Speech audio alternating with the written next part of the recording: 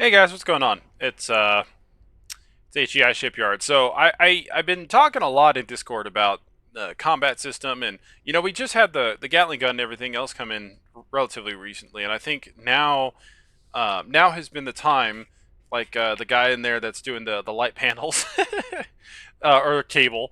It's the time to start talking about these things, especially as now these things are so important to the future of the game, and I really worry that Space Engineers One is just gonna, or Space Engineers Two is gonna have the same systems in combat that Space Engineers One is, and I just wanted to get this out there. Maybe I can give the devs some ideas, but I'm hoping that we get something a little bit more, have a lot more depth, even if not everything that's in here is added.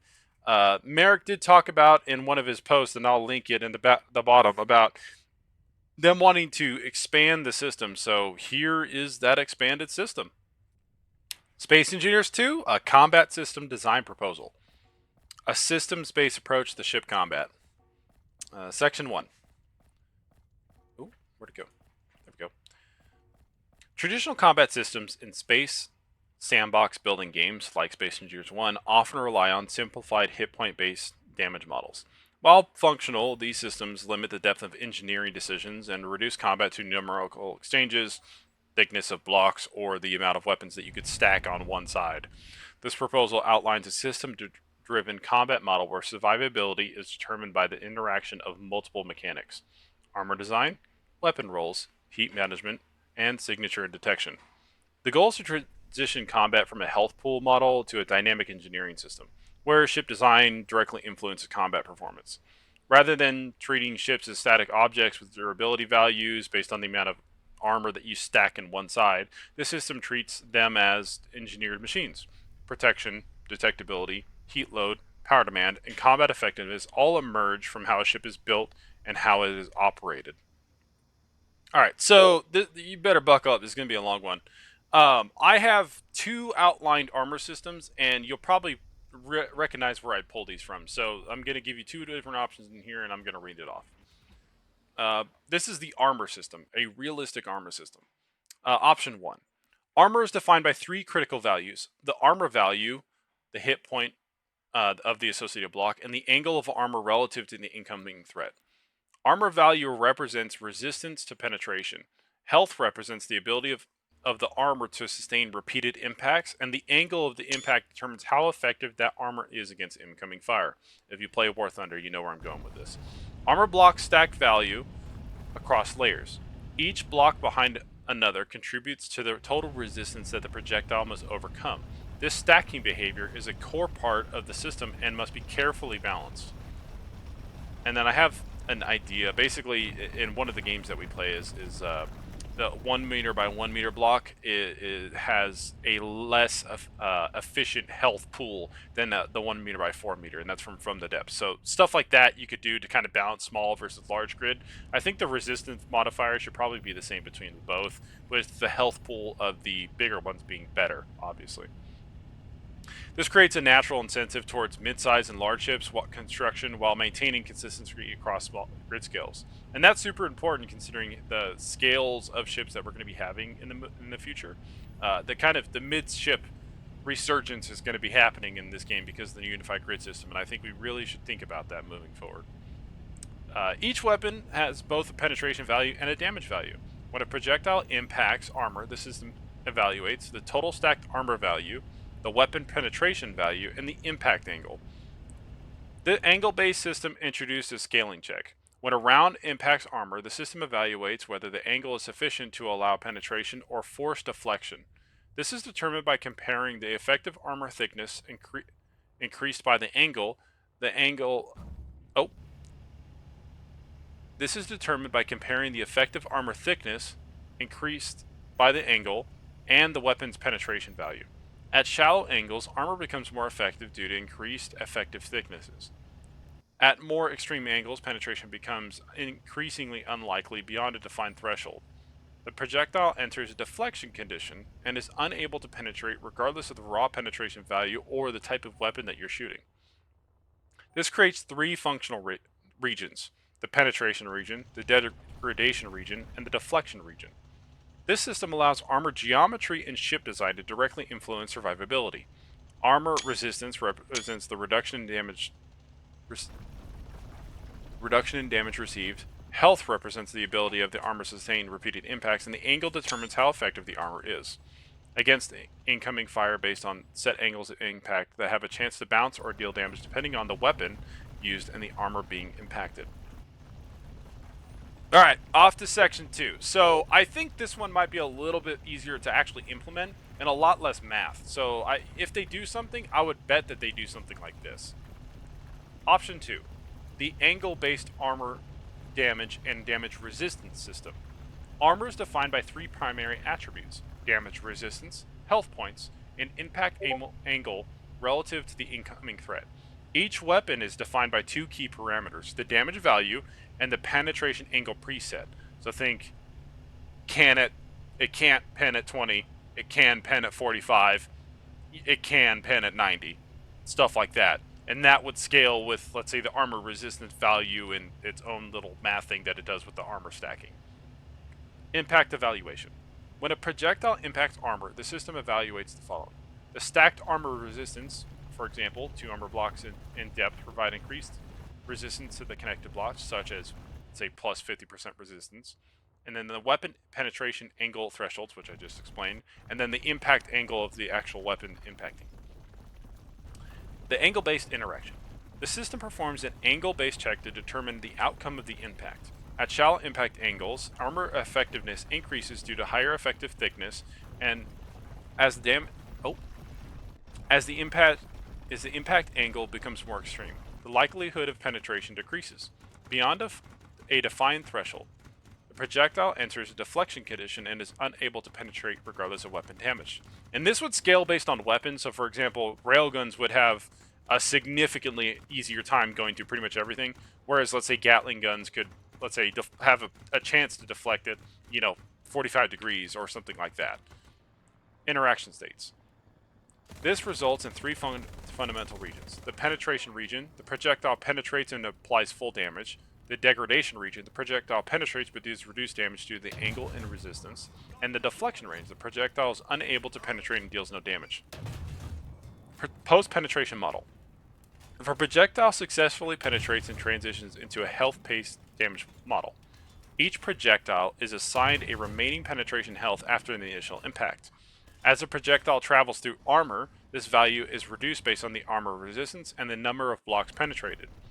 The projectile continues penetrating through successive blocks as long as it retains remaining health. Once the projectile's health is depleted, penetration stops. If the projectile has projectile has explosive properties, it will detonate at the point where the remaining health reaches 0 or upon the impact conditions defined by the weapon system. Or ammo. There's a lot you can do with different ammo types and different weapons in this, but that would be basically the idea. The system role.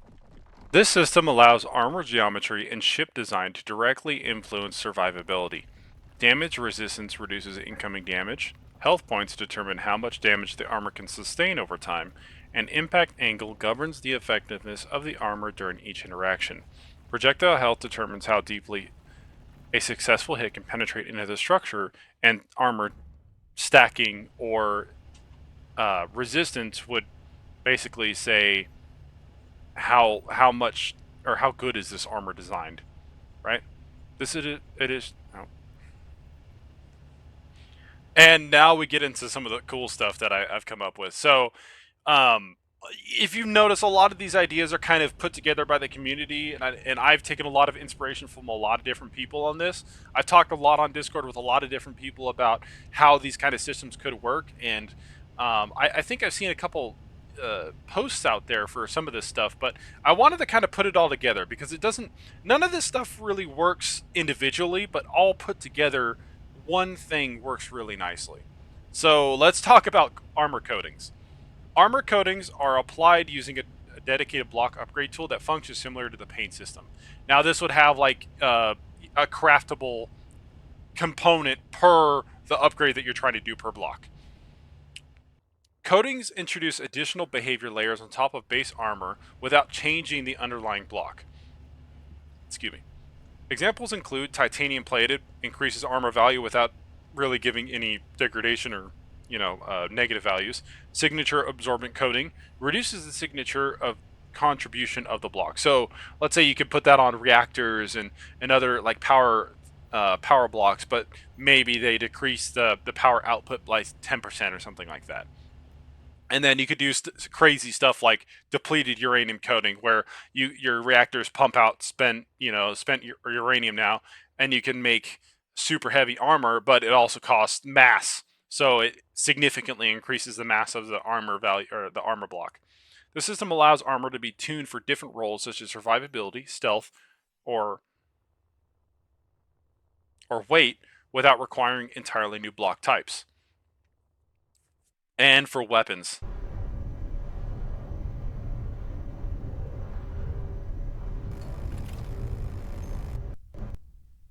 these are fun.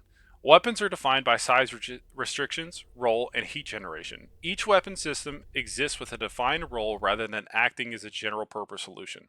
Kinetic weapons focus on penetration and physical damage.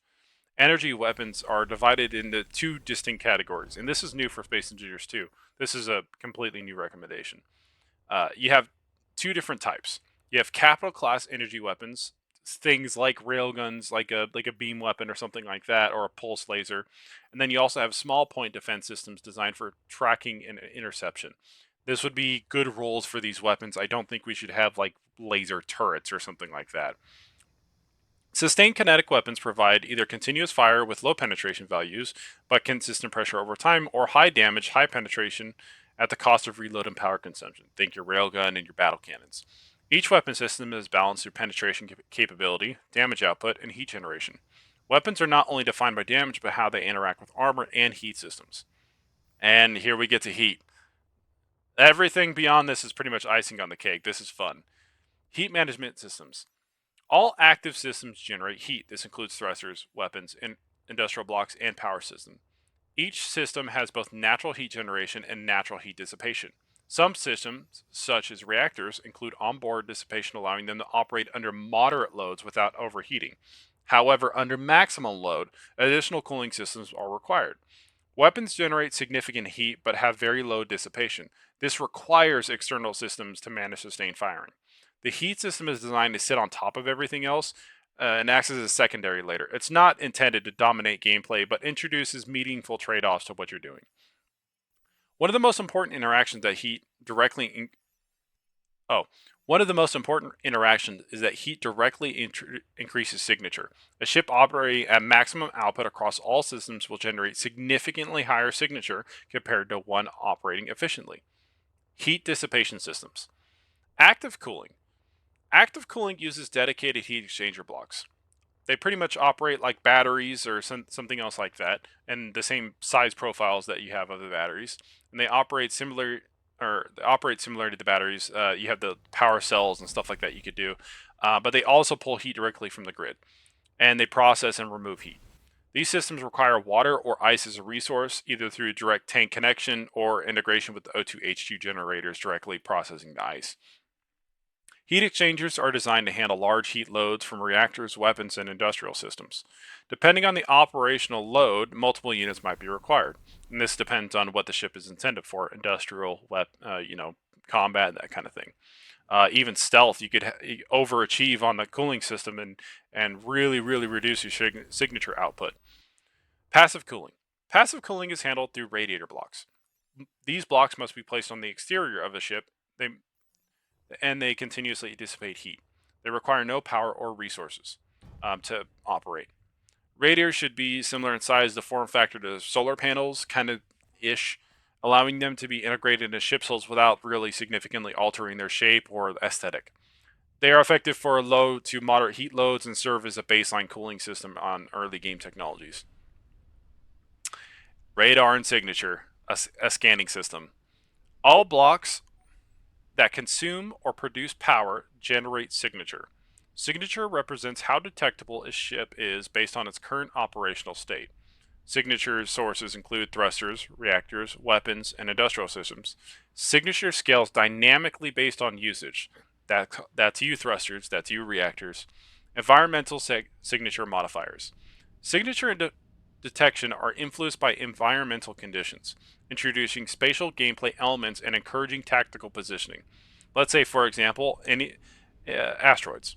Within 50 meters of an asteroid surface, signature is reduced by, I don't know, 80% inside an asteroid. Um, and there's going to be like thresholds to all this stuff, right? Signature reduced. Oh, inside of an asteroid, signature is reduced by, let's say, an additional 20 to 50% or something like that. You can work on the numbers.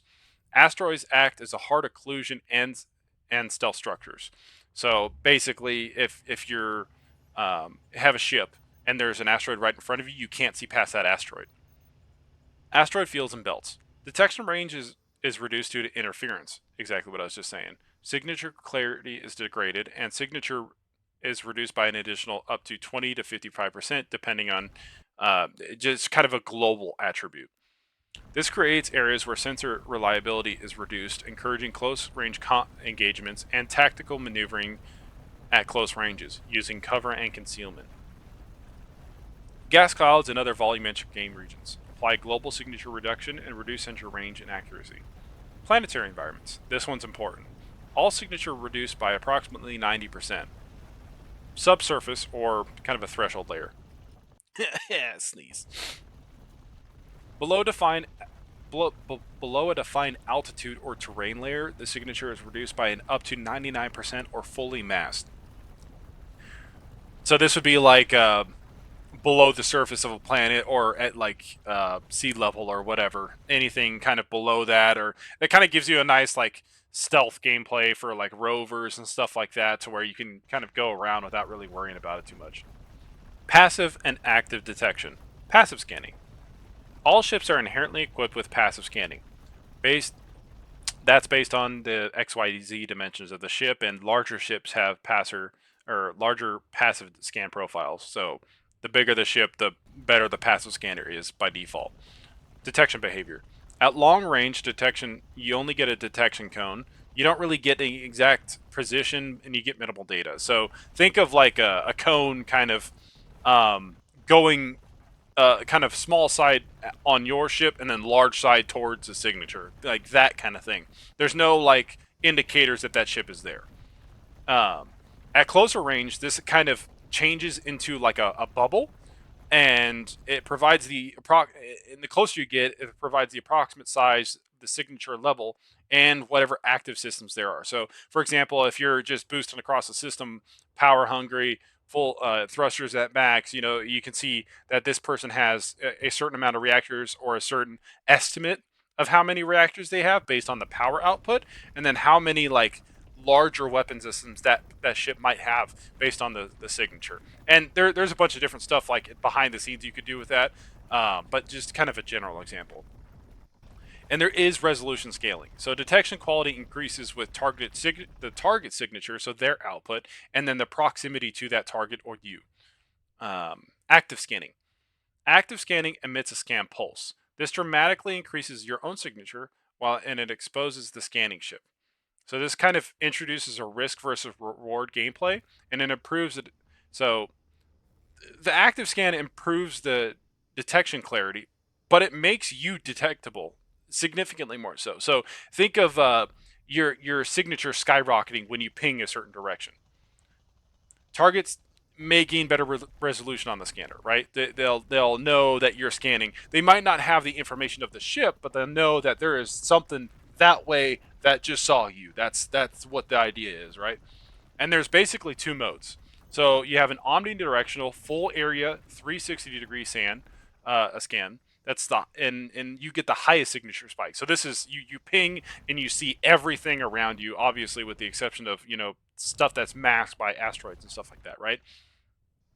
You get the full area scan, and that's the highest signature spike. And then you get a directional cone scan. You can focus scan on a geez.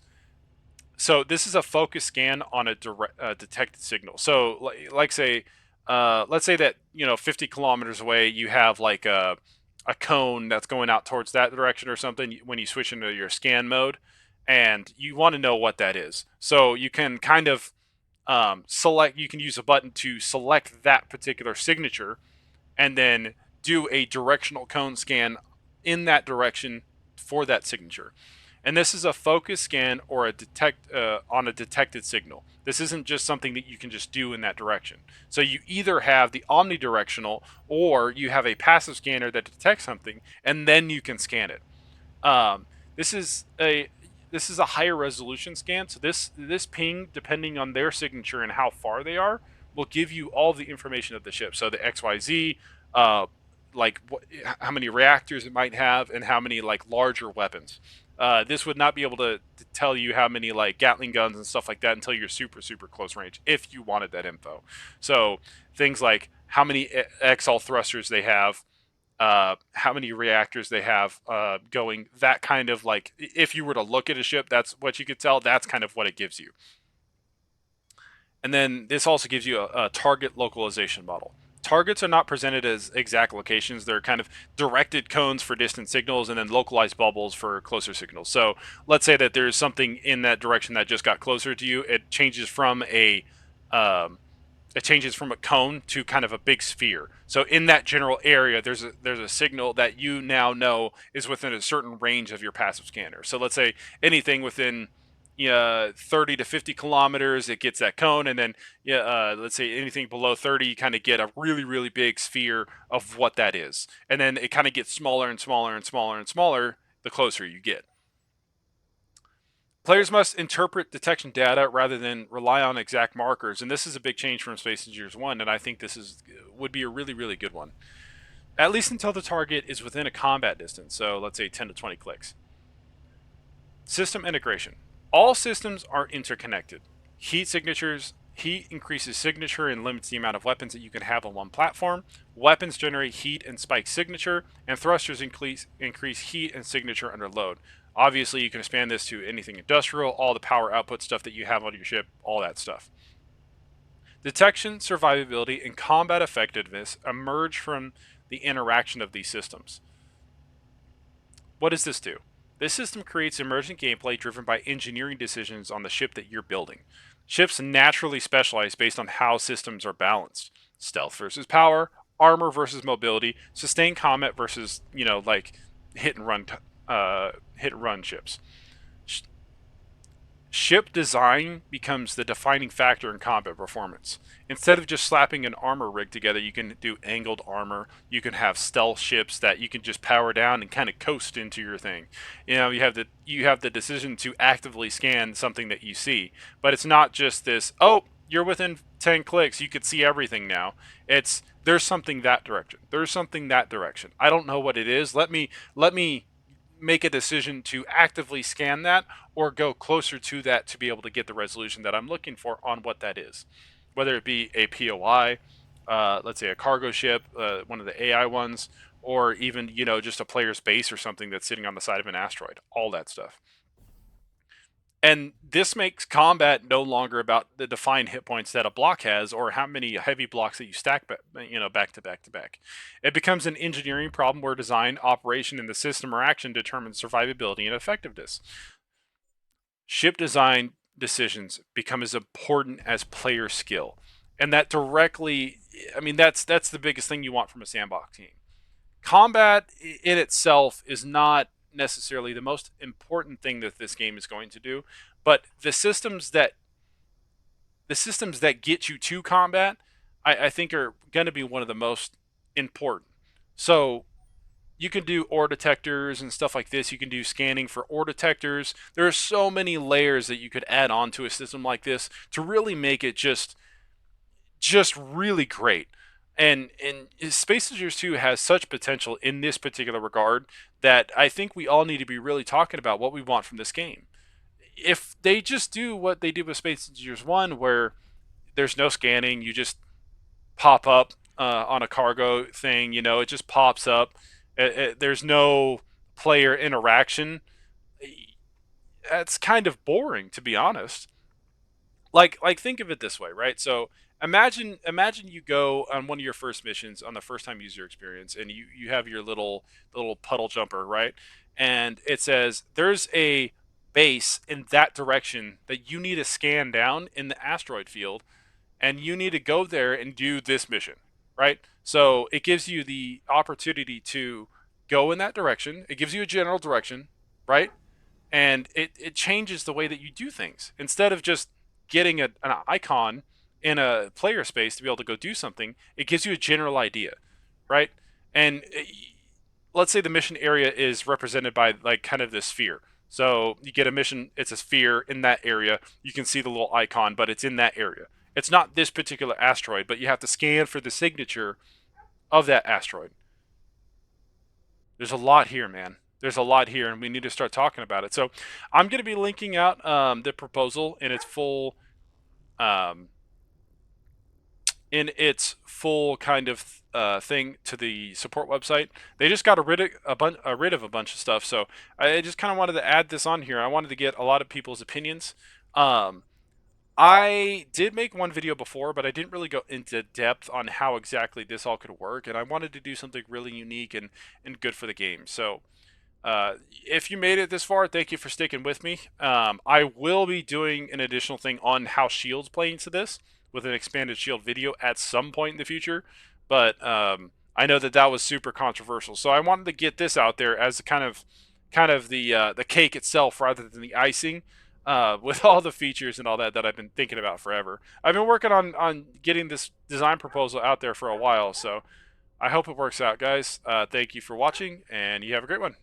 This has been HEI Shipyards. Boop.